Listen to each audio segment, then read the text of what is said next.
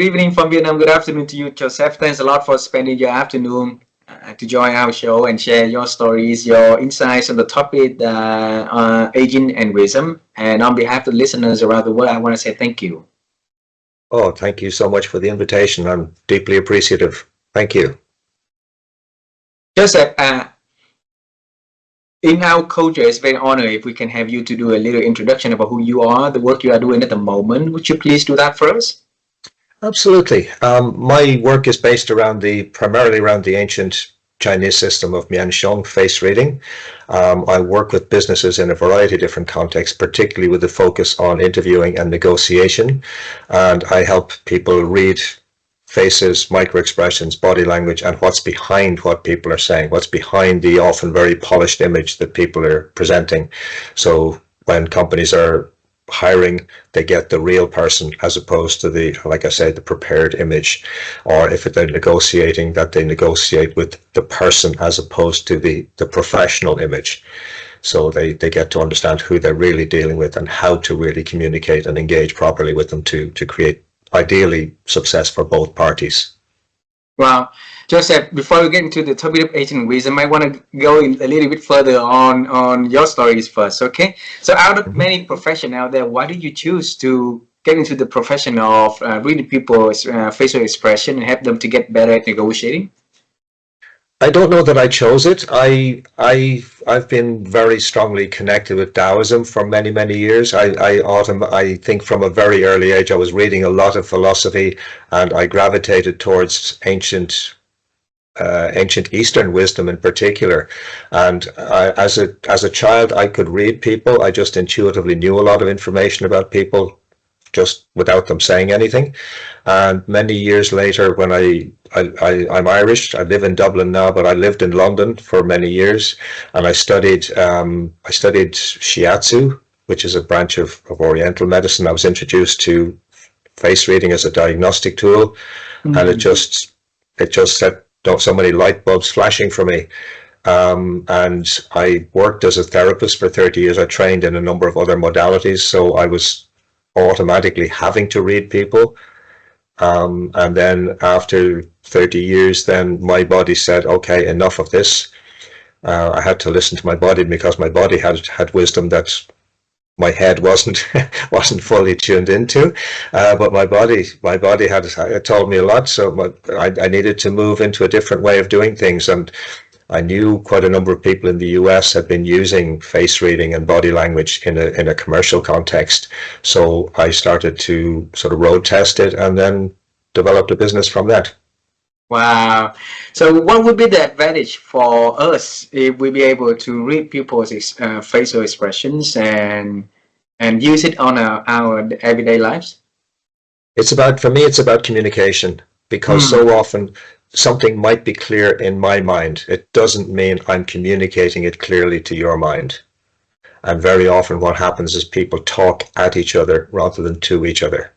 So for me, it's about helping people to communicate clearly with each other, rather than just speaking from our default position, our default setting.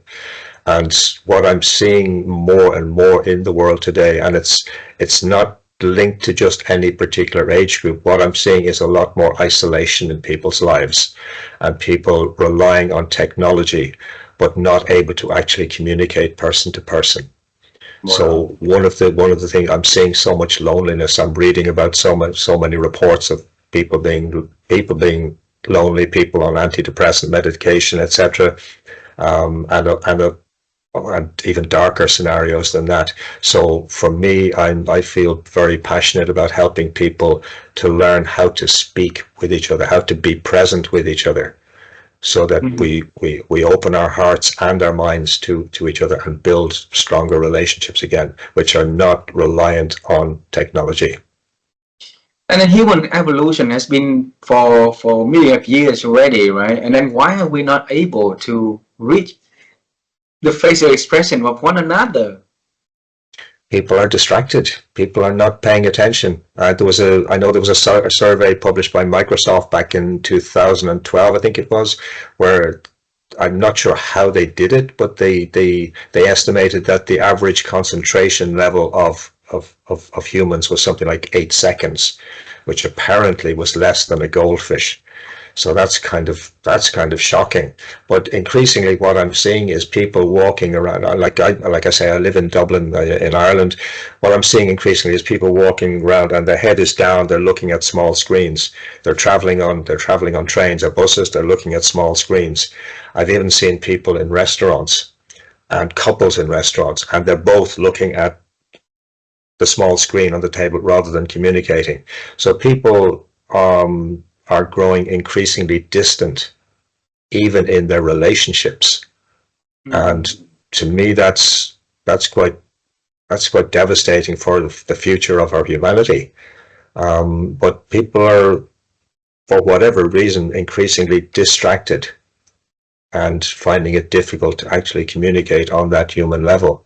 I remember talking with somebody I know very well a few years ago. She was in a relationship with somebody from another town, and they were having difficulties in the relationship. And I asked, do you talk to each other about it? And she said, yeah, we text all the time. And texting is a perfect ground for miscommunication. Yeah. Wow. But it's what people do. It's what people do.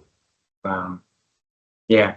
So if we can help people to start to read people's facial expression and start to learn how to apply it into our conversation, what baby steps should my audience take now toward that outcome that we would like to have better communications, better conversations? Yeah, well, it's actually a big part of it is paying attention. And learning to breathe, learning to relax within ourselves, and simply when we actually spend physical time with people, or even if we're on a Zoom call with a friend, and that's Zoom call, Google Meets, Team meetings, whatever app people are using, it's to simply be open and receptive, to not just to open our mind, but to open our heart. And when we learn to open the heart, when we learn to relax and not go into the conversation with expectation, we can allow the information to present to us. And rather than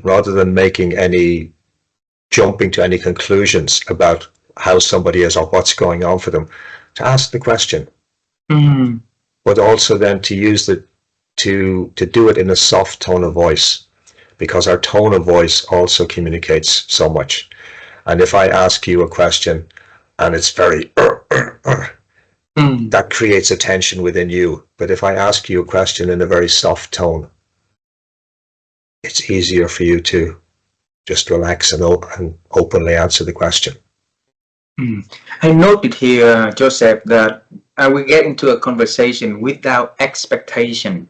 That's wisdom right there. And then we start to get into the topic that we are targeting for today, okay? But let me first understanding what you mean by get into a conversation without expectation. Yeah, so often we have I guess a fixed agenda in our own mind. Why am I talking to whoever it might be, whether it's male, female, family member?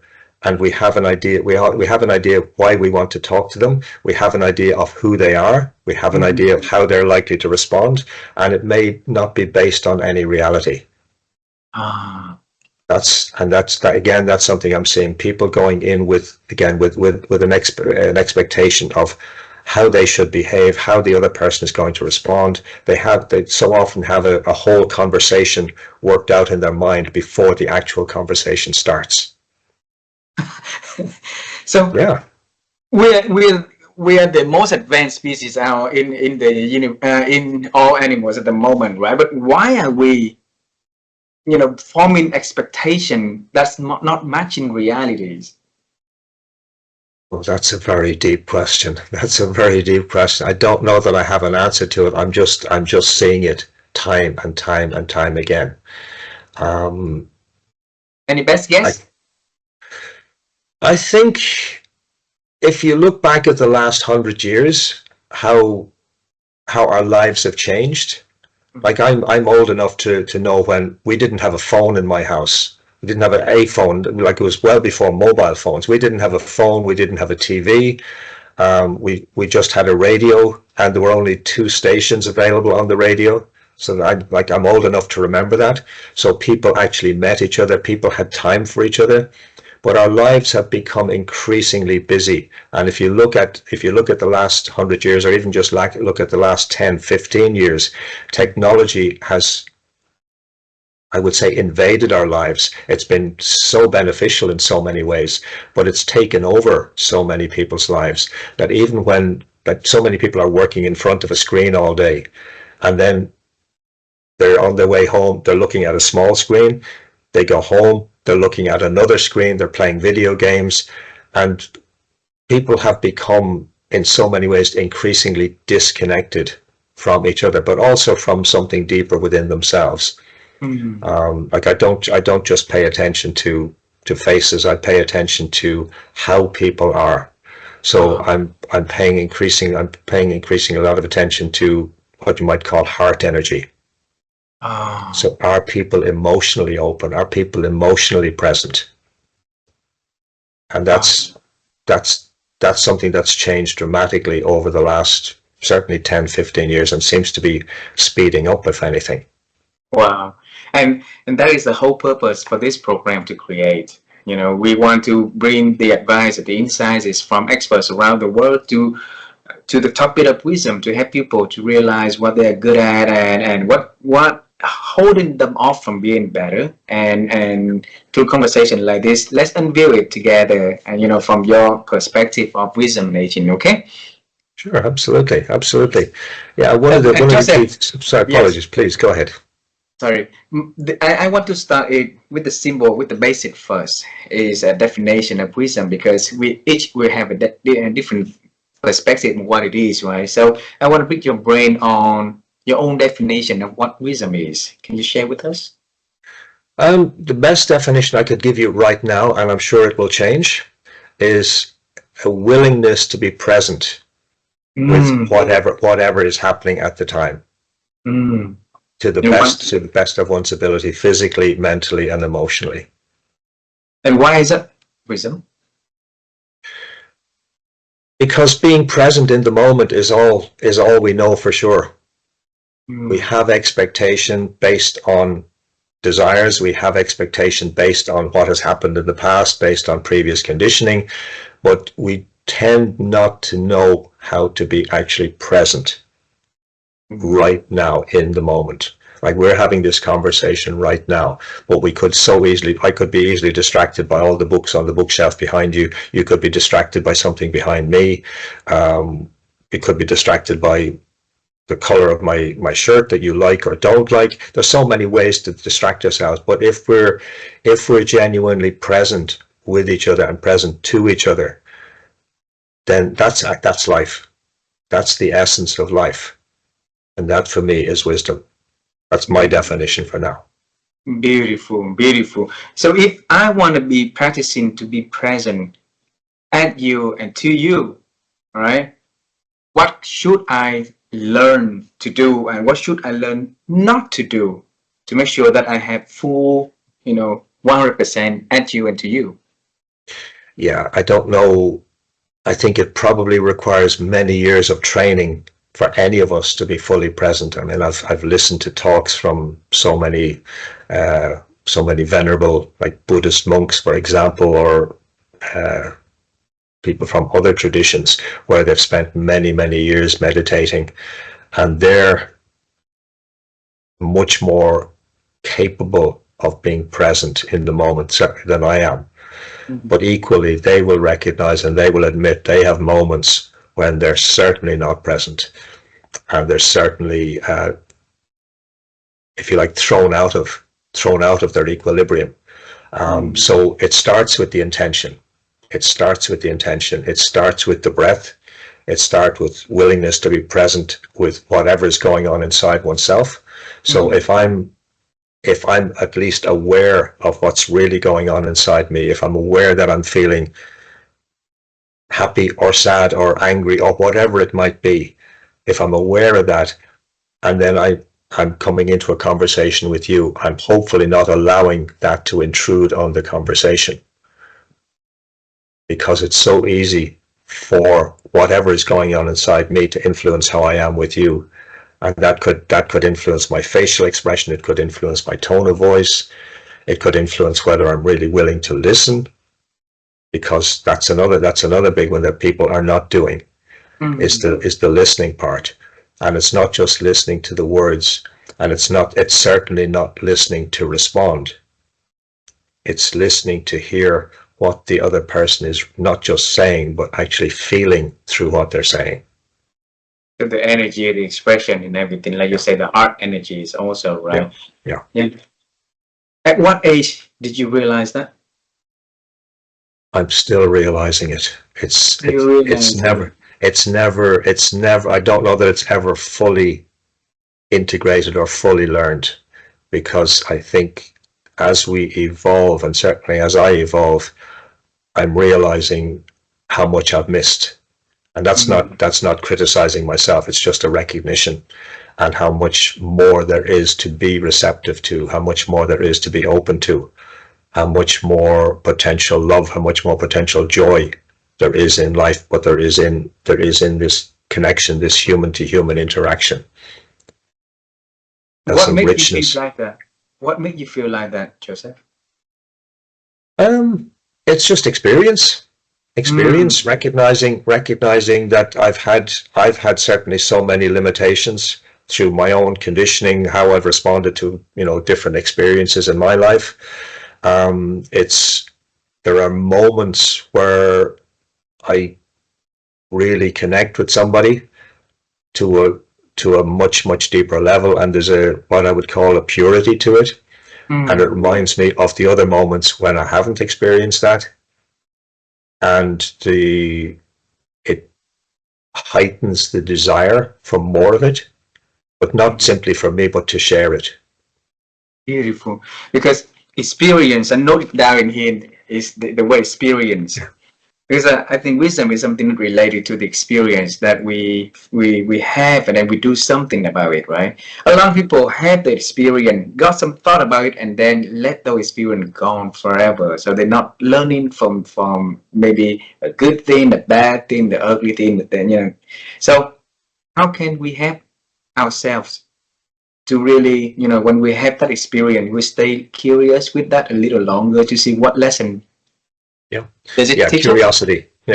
Curiosity, that's a wonderful word, curiosity. To be willing to recognize that I'm not, however I am now, I'm not fully evolved. There's always more. There's always more opening. And that willingness to open. Because so many of us carry defenses. We've had whatever experiences we've had in the past, and they've taught us, or they've caused us to close up in some way. But when we're willing to open and let down our defenses, it's a very, very powerful thing in terms of building communication. I don't tend to remember dreams, but one dream I do remember from many, many years ago has stayed with me, where I was, in the dream, I was leader of a group of people, maybe they were warriors, I guess they probably were warriors, and our enemies were coming towards us, and we were on a narrow strip of land which was like at the edge of a cliff, and they were coming towards us. There was nowhere for us to escape to. But I had all these, in Irish mythology there are a lot of magical weapons. There's our magical pieces of armor. There was a helmet, there's a sword, there's a shield, there's armor, and I had all of these with me, and I knew if I used them I could completely destroy all my enemies. But in the dream I knew that was not the thing to do. I knew I had to take off all of these things. I had to put down the sword, I had to put down the spear, I had to take off the armor, and I had to walk into my enemies and allow them to do whatever they wanted to do. And I had to do it in a spirit of love. Now I've never had that experience in daily life where people wanted to destroy me. But it was such a powerful reminder of the importance of loving connection and approaching even those who may be opposed to us, approaching them with love. And I'm not suggesting it's easy. So I'm just curious to know the end of that dream. You know, Well, when it you, ended, yeah, uh, it ended with me walking into my enemies. uh-huh. And And that what did was, they, that's it? that was it. I didn't see, I suspect that was my physical end, but it wasn't important. And what was important was the act of opening. Normally, we dream because we have some thought about that, right? That running in our veins, in our blood, in our mind. So that Yeah. must be something inside of you that keep repeating in your thinking that leading you to that dream. So what happened back then for you to keep to have that dream, and keep remembering it until now? Yeah, I think one of the great gifts my parents gave to me was the gift of reading. Like they started teaching me to read even before I started school. And I just loved reading, but I gravitated towards reading about, shall we say, different individuals who stood out for some reason. And that could be like, that's just from a very early age. It could be philosophers, it could be wanderers, it could be mystics, it could be warriors. But I was always drawn towards people who lived, shall we say, outside of the mainstream, Mm. and who always had a different perspective on life to what I was experiencing in daily life. Mm. I grew up in a very conservative Irish Catholic, not just home, but environment, where it was very much monoculture. Like, there was very little difference between people. We certainly weren't monocultural. We certainly weren't multicultural by any means, unlike we are now. So I was always drawn towards looking for and exploring something different, because the world, something within me told me that the world I was living in, the society I was living in, was too narrow for me. Oh. And that's not to criticize my parents or anybody, but for me, I had a hunger for something else. So where that came from, I was probably born with it, but it was there, and it continued to develop and grow. Did it get you any trouble at young age? Oh yeah, in school, yeah, because I was not a conformist. I wasn't aggressive, or I wasn't a difficult pupil, if you like, but I do remember writing essays in school where I expressed the fact that I didn't like the world I was growing up in, or I wasn't impressed. I wasn't impressed with what I was seeing in the world around me. And I do remember at one point writing, and I was probably, I don't know, maybe I was 10 years old or something. I probably wasn't much older than that anyway. I remember writing at one point that I hadn't met an adult I respected. And I know my parents were not pleased, and the teachers were not pleased. And to me, I was just being honest, because I had a hunger for something else, something more. Mm. And now I did learn as I grew up, particularly as I grew into adulthood, I did learn that my father actually had a great deal of wisdom that I didn't appreciate when I was much younger.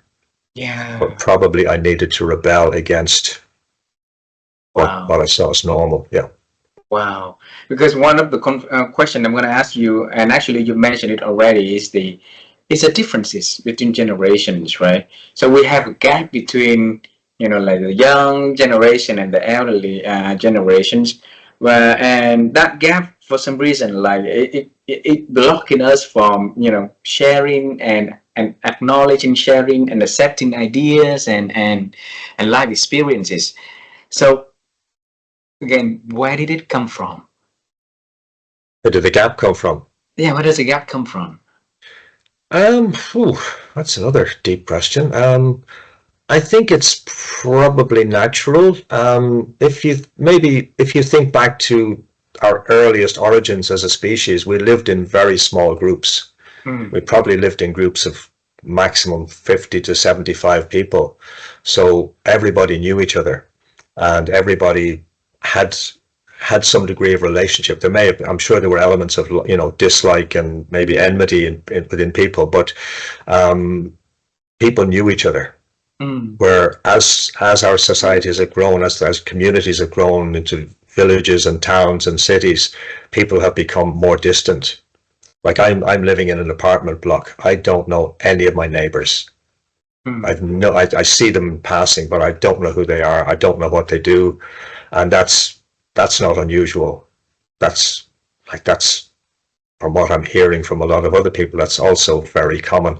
So I don't know that I'm probably rambling away from your question, but I don't have a you know, any kind of comprehensive answer to that one. So we don't know what we don't know, right? Yeah, absolutely. Yeah. So allow me to bring you back onto the previous one that you mentioned about the curiosity. Okay, I was carried to, you know, because of what you say, so I was carried. So I want to bring you back. Sorry about that. So when you say that, stay curious a little longer. Okay. Yeah. What could we do to help us to be accepting to stay curious a little longer?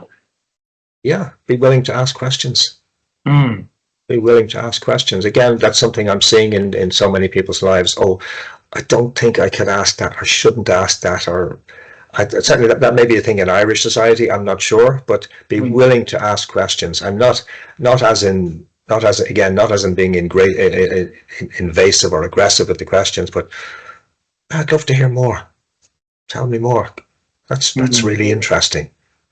And when we're willing to show interest in other people's attitudes, other people's perspectives, it opens a connection between us. It opens the heart. And that's one of the key things I've learned about humans is everybody wants to feel heard. And feel, not be heard, feel heard. If we feel somebody has heard us and really listened, it creates almost like a sigh of relief. And I don't mean that we physically sigh, but something inside us relaxes and releases. But it's increasingly infrequent in so many people's lives that they actually feel heard. There's a huge gap between be heard and feel heard, right? And you're saying it's showing interest. So let's start with showing interest. Because, you know, I believe that wisdom can come in any corner of our lives. And just showing interest in one another is already, you know, be able to do that is already wisdom right there. So how can we do that? Yeah, well, one of the things that seems to happen a lot is people disagree. You express a point of view and somebody automatically says, oh, that's wrong, or you're far right, you're far left, or whatever it might be. And if we can stop that in our own mind and say, oh, really curious why you think that way, or just tell me more, I'm really curious. And even if we do it like this with our hands open, where they can see that our hands are open, I mean, that's also actually important, because when we present physically to somebody, when we meet in person, the first thing we actually notice about people is where their hands are, what their hands are doing, because that goes back into our very ancient programming to know if somebody is carrying a weapon. So even just doing that, tell me more, I'm really curious. I'd love to know more. I'd love to really understand. But again, it's the tone of voice as well, and our body language. If our body language is like, "Tell me more," yeah, that's giving a very negative message. But if our body language is relaxed as well, and the tone of voice is right, people want to feel heard. So when we do that, we can create bridges. We can create relationship with people we initially may have thought we had nothing in common with. Wow. It's like communication is now the whole body that involved into the process right there, and not just the conversation, not just the word that we pick, but also the gesture, the emotions that we show through our face, and how we use our hands, everything, right? So Yeah, it make me I'm a little scared here because it's getting too complex for us, Joseph. So for you, you see a lot of people who are wise, who are really, who really that have that depth of wisdom. How do you realize them out of the crowd? Wisdom can come from anywhere. Mm. I I'm increasingly of the view that everybody has wisdom, everybody. And if I expect it to come from this person or that person, but don't expect it to come from somebody else, I may be closing myself off to wisdom. I may be closing myself off to new understanding. So if I'm open to the possibility that wisdom can come from anywhere and anybody, then there's a greater likelihood I'll be aware of it. And the fact that somebody has demonstrated wisdom in the past doesn't mean they're in a state of wisdom today or right at this moment. It doesn't mean they don't have access to it, but they may be in a state of confusion, frustration, depression, anger, which blocks the wisdom.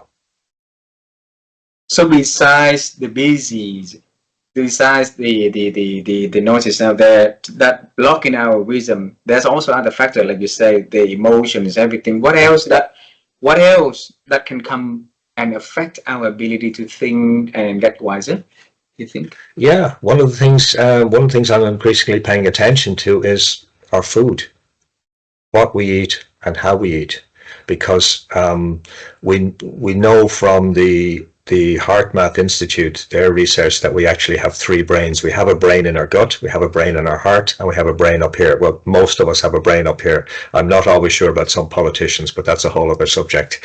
But if we nurture our bodies in terms of what we put into our body and how we put it in, if we put it in with care and attention, then our gut should be healthy. And certainly in Western thinking, we talk about the gut as like the seat of intuition. Mm. So we pick up, and I know it's in many Eastern traditions as well. But if we pay attention to what we're putting into our body and how we're putting it in, then the gut allows us access to a deeper wisdom as well. Mm. Like in Japanese, this area, the lower belly is known as the hara, is the sea of intuition, or the seat of intuition, and the indication, the insinuation is that is access. That's part of a universal sea of intuition, not just a personal one. So if we're paying attention to what we're eating, how we're eating it, that creates a foundation for us to access the wisdom that's available to us, but also allows us then also to be open, or more open, to the wisdom that's available in and from and through other people. So the three brain is the gut, the heart, and our actual brain. Yeah. Share more on the heart brains, can you? Yeah, well, that's what the heart. If people want to look at heartmath.org, HEARTMATH.org, they have done a lot of research on this, and they've shown that we literally have three brains. Like there's a physical brain in the heart. There's a physical brain in the terms of the neurons in the gut, in the heart, and in the head, and they are all interrelated. But there are actually more messages going up from the gut and from the heart to the head than vice versa. But so often we're not tuned into that. We're not paying attention, and so many of us are operating from the head brain, and we're simply oblivious to the fact that there's more going on. And increasingly, that's what's happening when people are more reliant on technology. So for me, it's a case of stepping. It's not. I'm appreciative of technology. I use it. Obviously, we're using it here, but it's not allowing it to take over my life. You remind me of the very important factor is we keep looking at the big one, but we forgot about the small nails on the road that could, like damage our tires, and then our car will Yeah. stop. Right? Yeah. Yeah. So the next question is about what can we do to help us to be paying closer attention to those small details that could derail us from getting to where we want to go. Yeah. Are we allowing, for each of us, are we allowing time to do nothing? And it's important, in my view, to take time in any given day to do nothing. And I don't mean spend, 4, 6, 8 hours a day doing nothing, but take even 10 minutes at a time to just stop from doing anything and just check in. How is my body feeling? How am I feeling? Am I happy? Am I bored? Am I tired? Am I whatever? Am I content within myself? Am I feeling fresh? Am I, just how am I actually feeling physically, mentally, emotionally? And what's really important to me today? Like I know I have a set number of tasks that have to be done. But also even then, what's the attitude? What's the energy I bring to those? Am I content to do those? Am I happy to do those? Can I find a way to enjoy doing them? Or am I just doing them because they have to be done and I feel in the process? But if we take even that few minutes of allowing yourself to do nothing, just check in with our attitude and our perspective, it makes a huge difference in how we go through the day. Yes, please. Because you said that checking, and then the next phase is checking with attitude. That make it from one level to the next level right there. Because people will say, "Okay, I'm listening," but are you listening? Or are you really listening with attention to answer, or listening with the attention to understand? Right. So checking with attitude. What do you mean by that? Yeah, what's the attitude I bring? If I'm doing any given activity, because I have to do it and I feel under pressure and I feel stressed around it, I'm not necessarily going to be very productive. And if I'm working with other people, that can influence how they feel. Because our mood, if we're working with other people, our mood communicates itself. Again, going back to the HeartMath Institute, their research shows that the heart sends out an energy of, and they've measured it, that the heart sends out an energy of something like 5 meters beyond the body. So if we're working with other people and we're in a very, angry, stressed state, without us saying anything to those people, we're transmitting an energy to them. So our attitude is very important. If I'm relaxed and happy about something, whether it's doing a task on the computer or whether it's cooking or cleaning the floor, if I'm happy about it, it's just easier. It's easier. There's so much less stress involved. It usually takes less time. And I just feel better for doing it. So take time within the day just to do nothing and attentively and intently listen to ourselves, right? How we feel. Right. Yeah. Beautiful. Yeah. And earlier you said that wisdom comes. Everybody has wisdom. Put it that way. You say that exactly the word by word, right? And if we form our judgment on somebody, maybe we lose our ability to listen to the wisdom coming from that individual, right? So, but a lot of time it's very easy for us to say, "Oh, okay, this person start talking nonsense," and we go back to what we do, and we come back to where the way we think, right? How can I stop that, thought to run inside of my head, to allow myself to stay with that person, to listen and not disrupting not disrupting my own way of thinking about that person too? It's an ongoing challenge, and it's not to put us under pressure to be perfect with it. It's bringing the best we can to the moment. And there are moments when certainly I would feel maybe frustrated, sad, even angry. I recognize that. I'm not trying to be perfect.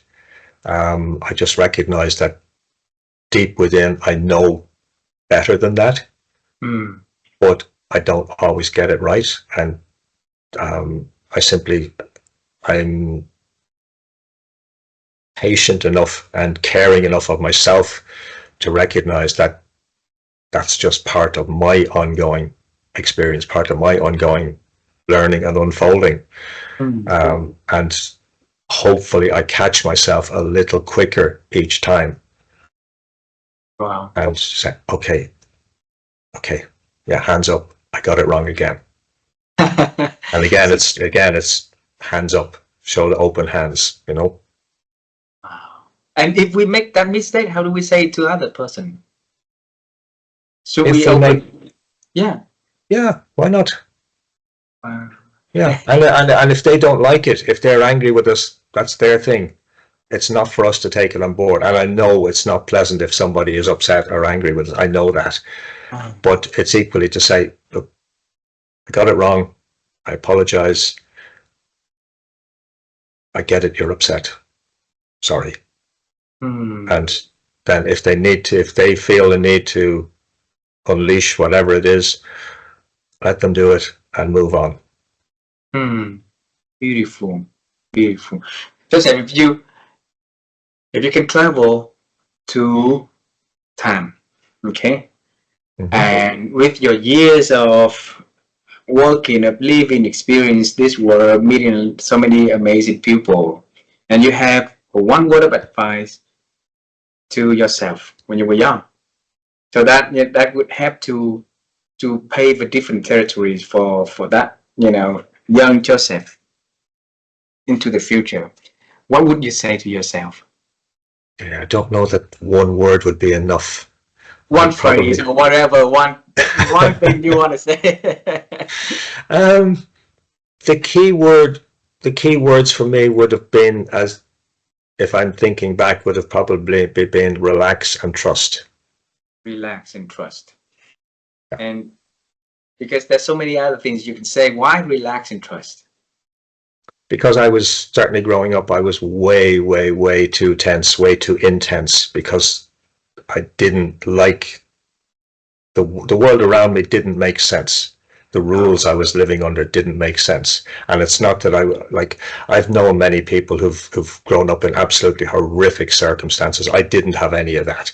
I wasn't beaten. I didn't have any cruelty around me. My parents are really good people, but the world and the rules they lived under didn't make sense to me.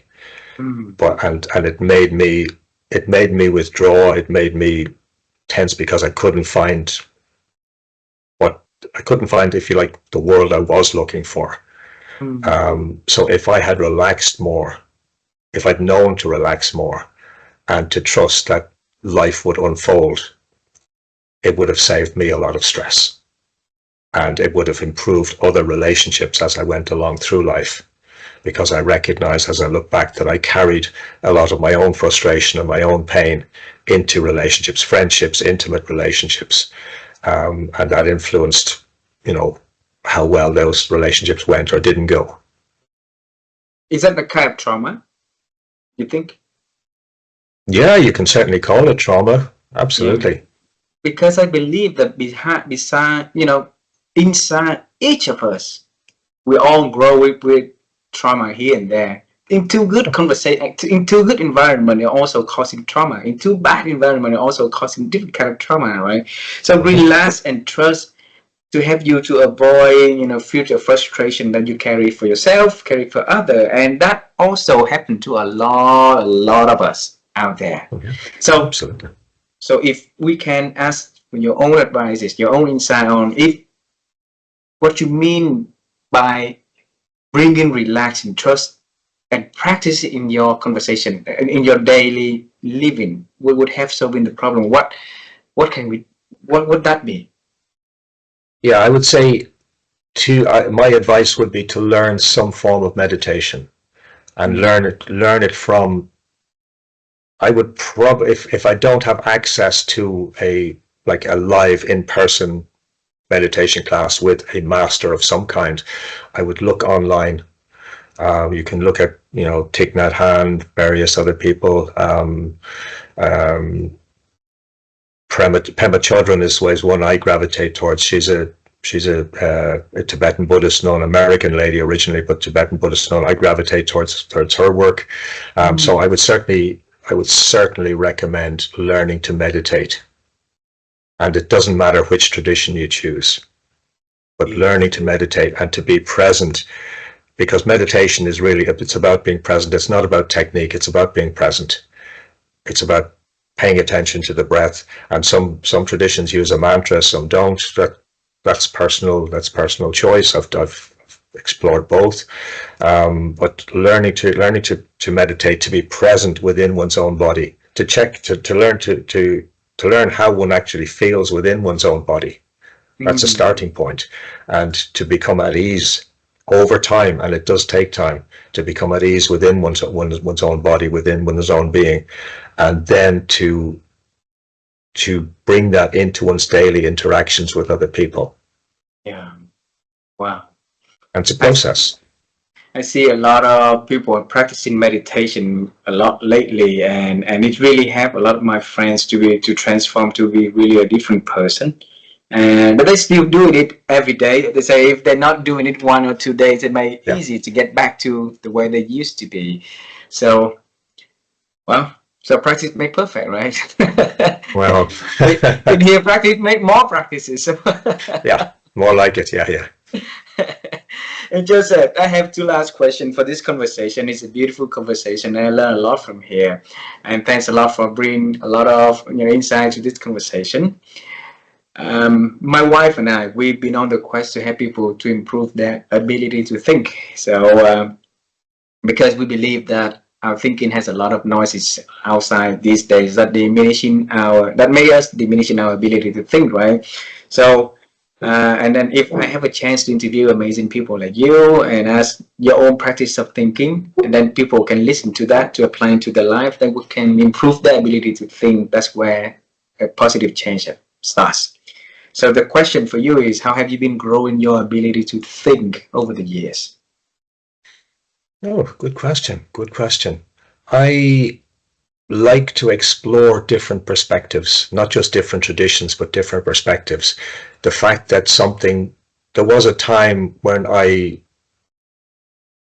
only gravitated towards, if you like, people who agreed with me, or perspectives that were in harmony or in alignment with my own, where more recently I've learned to be open to perspectives that are different to mine,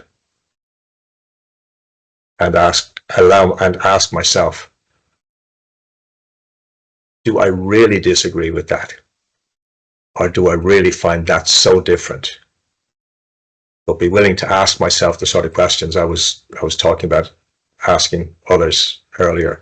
Be willing to be curious, and to not assume that I know something, not assume that I'm correct about something, not assume that somebody else is wrong about something else, or that because they have a different perspective, they're, I don't know, not acceptable, or I shouldn't like them, or any of that. But curiosity is the biggest one. To be willing to explore other ideas and other perspectives outside of my own that might be quite different, and in some cases might really challenge my attitudes, my perspectives. Wow. And to be willing to sit with them, and not necessarily then to agree. It might be that I still disagree, but if I'm open to exploring them, then at least it opens my willingness to think, and to think differently. Beautiful. So next question.